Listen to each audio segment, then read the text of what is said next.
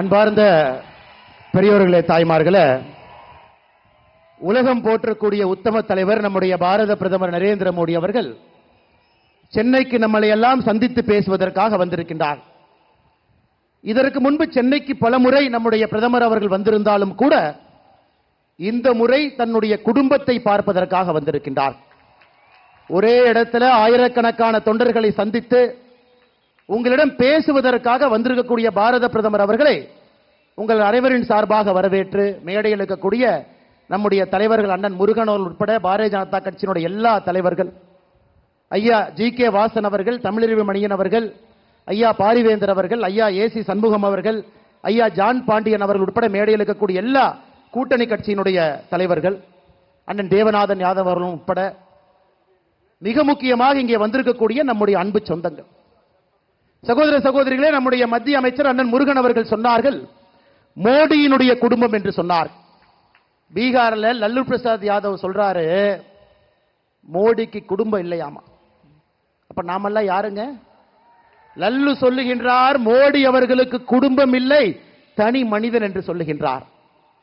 142 கோடி மக்கள் நாம் இருக்கும் பொழுது மோடி அவர்களுடைய குடும்பம் நாம தானுங்க. அதனால் நீங்கள் அனைவரும் உறக்க சொல்ல வேண்டும், மோடியின் குடும்பம் நாம் என்று சொல்ல வேண்டும்.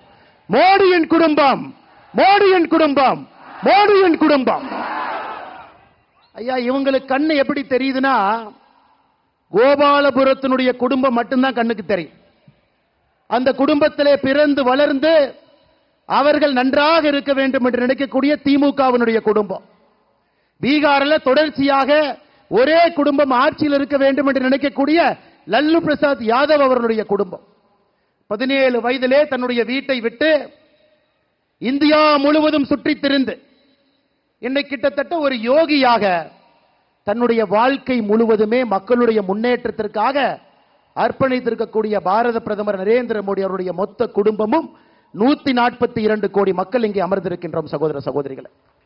ஐயா, அது மட்டும் இல்லைங்க, இந்த தேர்தலில் நாம் மோடி ஐயாவுடைய குடும்பம் என்று அவர்களோடு நிற்கும் பொழுது கோபாலபுரத்தினுடைய குடும்பத்தையும் திமுகவில் சிற்றரசர்கள் போல தமிழகம் முழுவதுமே வளர்ந்திருக்கக்கூடிய 4வது தலைமுறையாக அரசியல் இருக்கக்கூடிய எல்லா குடும்பத்தையும் அரசியல் இருந்து அகற்ற வேண்டிய நேரமும் இது சகோதர சகோதரிகள். 2024 பாராளுமன்ற தேர்தல் ஒரு அற்புதமான வாய்ப்பு நமக்கு கொடுத்திருக்கிறது.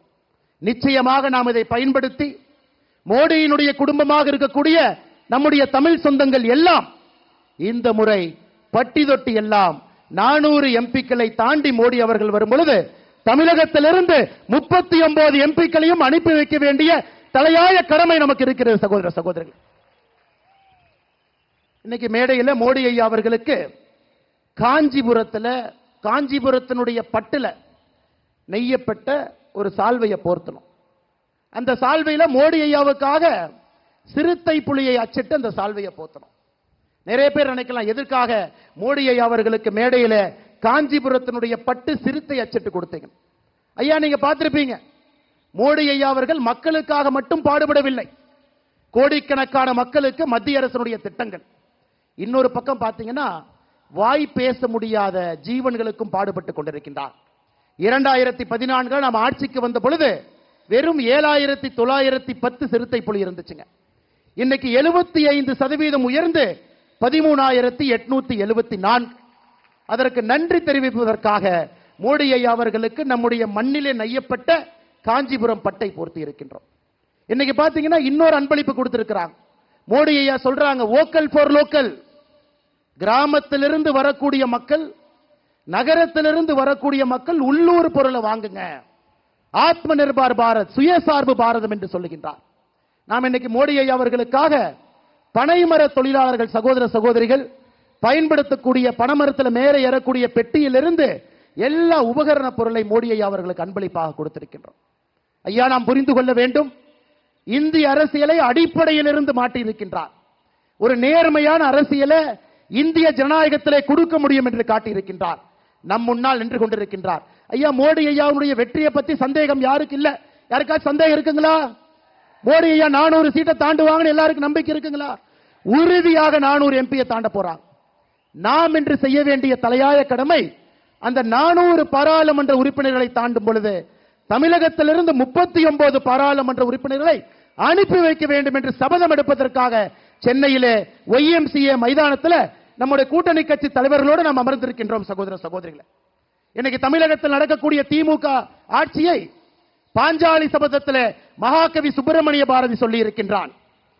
பேய் அரசாண்டால் பிணம் தின்னும் சாத்திரங்கள் என்று சொல்லி இருக்கின்றார். ஒரு பேய் ஆட்சி செய்தால் அந்த நாடு எப்படி இருக்குமோ, இன்னைக்கு தமிழகத்தில் திராவிட முன்னேற்ற கழகத்தினுடைய ஆட்சி ஒரு சாட்சி. கொள்ளக்காரனுக்கு, மண்ணு கடத்துறவனுக்கு, சாராய விற்கிறவனுக்கு, கஞ்சா விற்கிறவனுக்கு இந்த நாட்டிலே முதல் மரியாதை. சாதாரண பொதுமக்களுக்கு மரியாதை இல்லைங்கய்யா. பேய் அரசாண்டால் பிணம் தின்னும் சாத்திரங்கள் என்று பாஞ்சாலி சபதத்திலே மகாகவி சுப்பிரமணிய பாரதி சொன்னது போல நடக்கக்கூடிய ஆட்சியை அகற்ற வேண்டிய நேரமும் காலமும் நமக்கு வந்துவிட்டது சகோதர சகோதரி. அதனால் பொறுமையாக மோடி ஐயாவுடைய பேச்சுக்காக காத்திருக்கக்கூடிய எல்லா சகோதர சகோதரிகளுக்கு ஒரே ஒரு சங்கல்பத்தை எடுத்து செல்வோம். ஒரு தவமாக வேலை செய்வோம். அடுத்த 60 நாட்கள் இந்திய அரசியல்ல மிக முக்கியமான 60 நாட்கள். காரணம், இன்னைக்கு எல்லாம் நாளைக்கு பத்தி யோசிச்சுட்டு இருக்காங்க. மோடி ஐயா நேற்று மந்திரி சபை கூட்டத்தில் அடுத்த 25 ஆண்டுகளுக்கான திட்டத்தை போட்டுவிட்டு வந்திருக்கின்றார். The politicians of today, they think about tomorrow morning. We have a Prime Minister Honorable Narendra Modi ji who has prepared the vision for the next 25 years. Next 25 years, he got a vision in his hand. He is not going to rest till India becomes the #1 country in the world. அப்படிப்பட்ட அற்புதமான தலைவனை பெற்றிருக்கின்றோம். 25 ஆண்டுகளுக்கான திட்டத்தை கையிலே வைத்திருக்கின்றார்.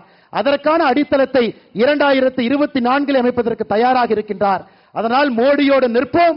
மோடி குடும்பத்தினர், மோடி அவர்கள் 39 பாராளுமன்ற உறுப்பினரை தமிழகத்திலிருந்து அனுப்பி வைக்க வேண்டிய கடமை நமக்கு இருக்கிறது. சகோதர சகோதரிகளே, உங்கள் அன்பிற்கும் பாசத்திற்கும் மோடி ஐயாவிற்கு தொடர்ந்து நீங்கள் கொடுக்கக்கூடிய ஆதரவுக்கும் நன்றி தெரிவித்து என்னுடைய உரையை முடித்துக் கொள்கின்றேன்.